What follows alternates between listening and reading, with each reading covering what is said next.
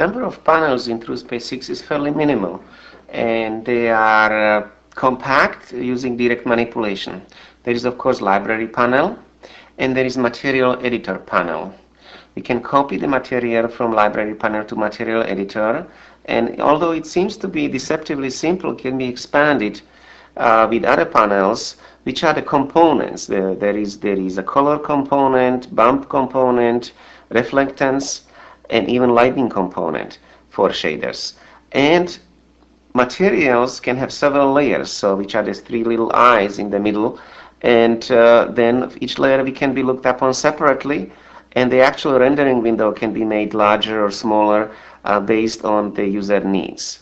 From material editor, we can then assign the material onto the object. We can also do the paint on the object using 3D paint panel, which is again direct manipulation based. You can set the size and the transparency, feathering of the brush, set up the color, and make changes to the material directly on a 3D object. Browser panel is pretty straightforward and allows us to find an images directly of the filing system and drag them into a material editor or even directly to the scene.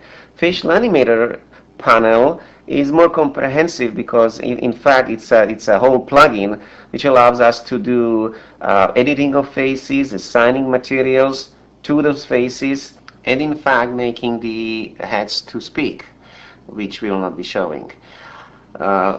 UV mapping editor is a brand new in TrueSpace 6 and allows for very powerful control of the images already placed on the objects. Using direct manipulation of the mesh in UV space, you can have very precise control over the images on any surface.